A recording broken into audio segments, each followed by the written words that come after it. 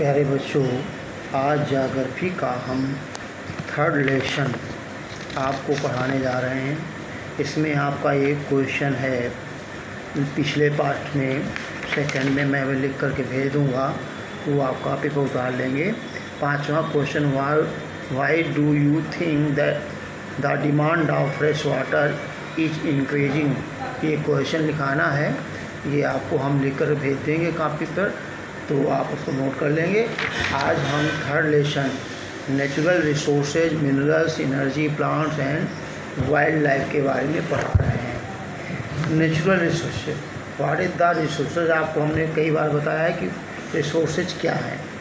Those are things are material which are useful to us called resources. और natural माने प्रकृति, nature से जो हमें प्राप्त होते हैं, वे those are resources which are get या given by nature. Those are materials कह दें या resources which are we get from nature is called natural resources. इसी तरह minerals, energy, plants and wild life. What is the wild life, what is the mineral, what is the energy, what is the plants, क्या है सब, ये मैं सब बताएंगे। क्रम से चलते चलिए। पहले देखिए इम्पॉर्टेंट टर्म्स। मिनरल्स, देखो इस इम्पॉर्टेंट टर्म्स में ही दे दिया पहले minerals. What is the minerals लिख रहा है, inorganic compound with a definite chemical composition. जिसमें निश्चित अब क्रिया होती, रासायनिक क्रिया होती है, वो मिनरल्स कहलाते हैं। जैसे पानी का भाप बनना तो बनना है, उसको मिलना है, ये क्या है हमारे एक तरह से वाटर लीजिए। और मेटल्स मिक्स्ड विथ इम्प्योरिटी, वे पदार्थ जिसमें मिक्सचर होते हैं कई प्रकार, वो और होता है। जैसे आयरन ऑक्साइड, बॉक्साइट, मैग्नीशियम, ये हमारे ओर हैं। जो मूल रूप से हमारी पृथ्वी में जो भी पदार्थ पाए जाते हैं वो एक ओर के रूप में पाए जाते हैं। जो लोहा जो आपका मुख्य रूप से निकाला जाता है सबसे पहले, वो ओर होता है, तो आयरन ओर कहलाता है। लौह आयस्क हिंदी में कहते हैं। बॉक्साइट इससे एल्युमिनियम प्राप्त किया जाता है। एल्युमिनियम जिसके आपको देखा होगा, पूछ सकते हैं अपने घरों में एल्युमिनियम के पात्र कोई हैं, पॉट्स हैं, तो आपको घर में बता दिया जाएगा पॉट्स कौन कौन से एल्युमिनियम के हैं। स्टील तो सभी लोग जानते हैं, स्टील की थाली, गिलास सब लोग देखते हैं, लेकिन एल्युमिनियम के कौन कौन से पात्र हैं वो आप घर में अपने पूछें। क्वायरिंग, क्वायरी जिसे बोलते quarrying, extraction of minerals near the earth surface.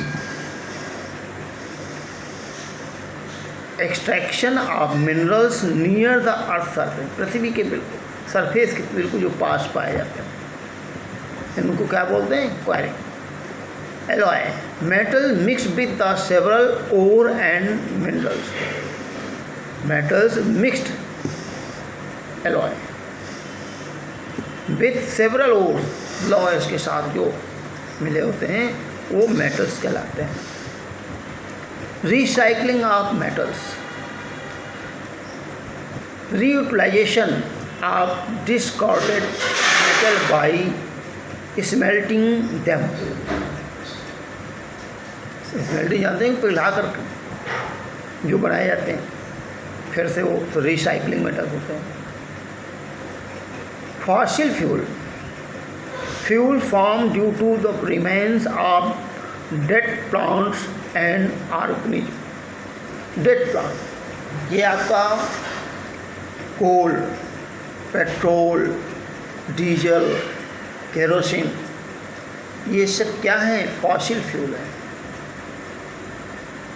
कहते हैं बहुत समय पहले पृथ्वी में जब कोई परिवर्तन हुआ था, परावर्तन हुआ, जैसे कहते हो, आपको सुना होगा, एक शब्द आता है, देखिए काया पलट, इसे आपको सुना होगा। तो उस काया पलट में ये पेड़ पौधे जीव जंतु हमारी पृथ्वी पर दब गए थे, ऐसा हमारे साइंटिस्ट वैज्ञानिक कहते हैं। भगवान जाने क्या है, कुछ हम तो थे नहीं, ना आप सब थे, ना कोई हमारे बुजुर्ग यहाँ इस समय कोई मौजूद नहीं है। तो कहते हैं पेड़ पौधे जीव जंतु तो सारे उसमें पृथ्वी पर दब गए थे या किसी तरह जो भी हो। उस स्थिति में इनके द्वारा जो ईंधन तैयार हुआ है, ये जो कोयला है, पेट्रोल डीजल, ये सब उन्हीं का ये सब योगदान, उनका कंट्रीब्यूशन उन्हीं का, जिसके कारण उन्हें फॉसिल फ्यूल कहा जाता है। जियोथर्मल एनर्जी क्या है? Which we get by earth या from the earth. Energy obtain from the within the earth. Biome क्या है? An assemblage of plants and animal living in a set of climatic condition.